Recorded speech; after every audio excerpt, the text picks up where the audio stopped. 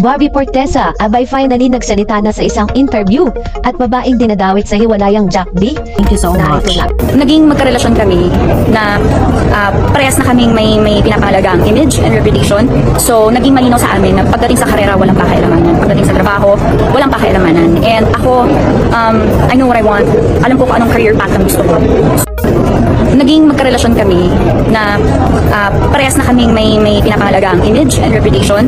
So, naging malinaw sa amin na pagdating sa karera, walang pakialamanan. Pagdating sa trabaho, walang pakialamanan. And ako, I know what I want. Alam ko kung anong career path ang gusto ko. Sa isang initial interview ni Miss Barbie Fortesa, natanong po siya patungkol nga dun po sa kanilang hiwalayan itong si Mr. Jack Roberto. Mainit-init pa na ito po ay sinagot niya sa isang interview with Mr. Barry Wang.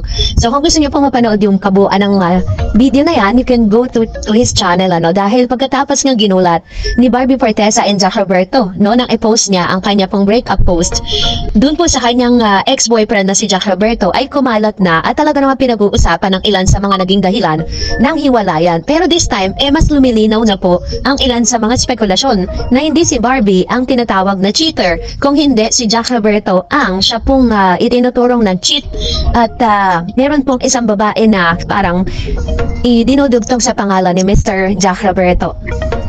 If you remember, last December 27, 2023, ay meron pong isang bidyong inalabas si Miss Aba Mendez nang minuking niya itong si Jack Roberto sa pagkakalasing.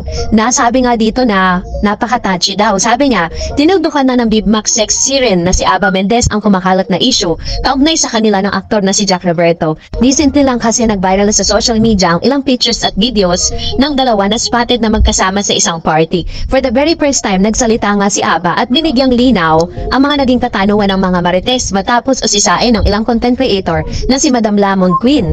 Umamin ng actress na nagkasama sila ni Jack sa isang party pero ito raw ay dahil pareho nilang kaibigan ang may birthday at sila lang dalawang artista sa event.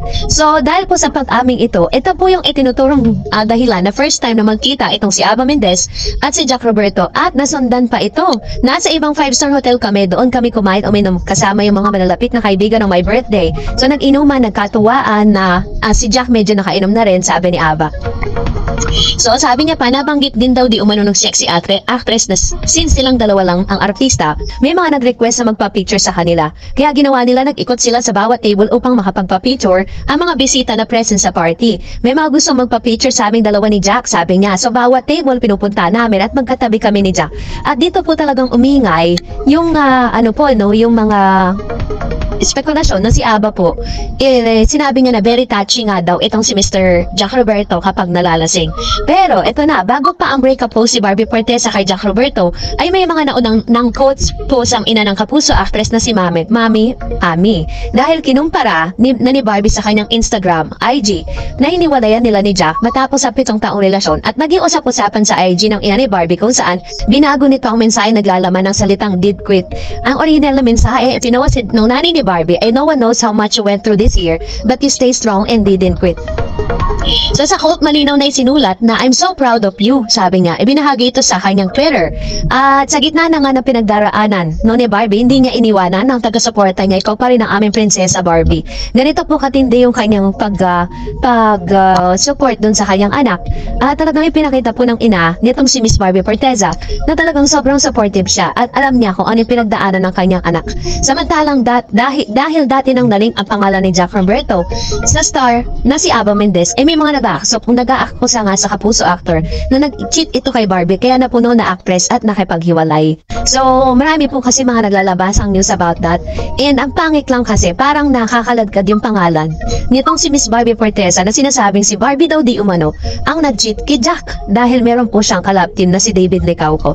Pero nilinaw po ni David at Miss Barbie Fortesa na talagang magkaibigan po silang dalawa at sa ngayon ay parehas po silang single, at talagang pinifair po sila ng ilang mga Barda fans.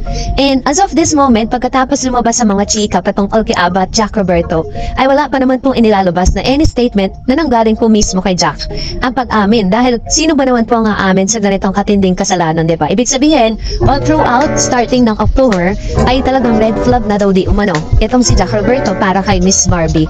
Pero katulad ng sinasabi natin na parang wino-workout po nila na talaga magkaayos at maging maganda pa yung takbo ng relationship.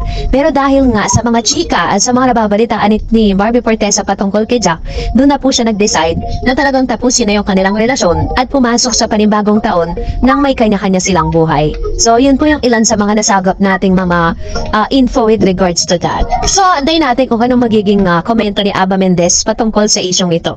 At ngayon naman magbasa tayo ng ilan sa mga komento po din yung patungkol naman sa ating latest updates. And na, mag-react tayo sa mga comment at reaction po ninyo patungkol naman sa ating latest updates patungkol kay Barbie Fortesa. Let's start off with Mamshi. Sabi po ni Mamshi Cristel Mondero, ala nga magmukmuk ang idol Jack namin, magmumukmuk nakaka-depress, kaya sobrang mahal niya si Barbie. Kaya dapat lang niyang libangin ang sarili niya, sabi ni Cristel Mondero. So, ito po kasi yung parang sinasabi na despite or sa gitna po ng kanila pong hiwalayan, nagpa-party po si Mr. Jack Roberto, no? Imbes na, alam niyo na, sabi ni Miss Luisa, dapat lang naman hiwalayan na kasi harap-harapan na siyang niloloko ni Barbie. Kung makapulupot kay David, parang kulang-kulang na lang siya na tumuka sa lalaki. Ayan. So, meron naman mga pro-Barbie, pro-Jack na nagkalat, and meron din naman pro-Barda.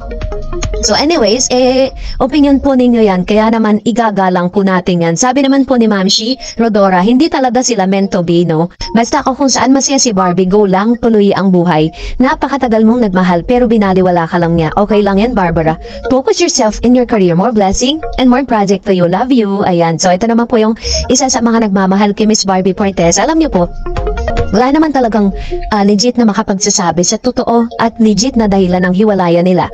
Not unless si Barbie at si Jack Roberto mismo sa kanila mismo manggaling. Kasi, syempre, katulad po ng ilang mga breakups, di ba, parang hindi po yata, hindi rights or parang hindi maganda na parang after po 7 years ang pagsasama ninyo, biglang sisiraan minsan tao kahit sabi mo red flag yan. Hayaan na natin na ang panahon ng magsabi. Sabi ni Esnem Trading, may mas para kay Jack. Don't be sad, that's life. Hindi naman niya bibigay sa'yo ni Lord Mas mahigit kaysa kay Barbie. Sabi ni Miss Bernadette, tama. Alangan naman si Barbie lang masaya, sila ni David at siya nagmumukmok. Yan. So ito naman yung mga sinasabi nila na deserve din naman daw ni Mr. Jack Roberto na magsaya. Hindi naman pwedeng nagmumukmuk lang siya sa isang tabi, 'di ba? So tama naman po yung sinasabi no. Kailangan tuloy pa rin ang buhay. And sabi ni Miss Minda, dapat may boyfriend na siya. Kaya wag siyang magpakita ng motibo kay David. Kung makapalupat siya para siyang tuko. Wag talaga mahal niya si Jack. Stay strong and faithful kay Jack. And sabi ni Ma'am Silvia, okay lang yan Barbie, pag nawala may darating. Go lang. Maghanap ng iba, marami diyang lalaki. O yan. Magkakaiba talaga yung yung choices at opinion ng isa't isa. So let's respect to that. Huwag tayo magbardagulan, mag-away dyan sa comment section. Kasi kung meron ng isang taong nakakaalam ng totoo, walang iba yung kundi si Barbie at si Jack. Kung ano ba talaga ang tunay ng estado ng kanilang relasyon, kung naging maayos ba yung kanilang breakups at paghiwalay, di ba? Kung talagang ito na yung pinaka-final decision nila that they will make their own life separately, no? So yun po yung mga dapat nating abangan sa mga susunod nating updates, Another, sabi ni John Cruz, hindi kami naniniwala dyan, gagawa lang network yan. Kaya yan ang matibay, ang pagmamahalo ng lang dalawa, matibay. Kaya ganyan, may gagawin silang picture na dalawa, mabait si Jack at Barbie, matibay silang dalawa. Kahit anong pakulo nyo, hindi magigibayan. Ito naman po yung kanyang komento with regards to that. So, kasi parang sinasabi po doon na may kinalaman daw ang network na parang binibigyan daan ang Barda. Kasi nga parang isa sila sa mga pinapasikat po ng GMA Sparkle.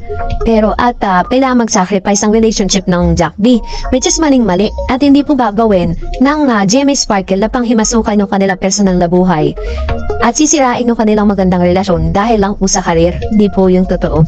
And sabi ni Ma'am Rodora, yes po, kung ano pong desisyon nilang dalawa, kaya na lang natin kung sila ba talaga magkakabalikan sila, kung wala na tayong magagawa dyan.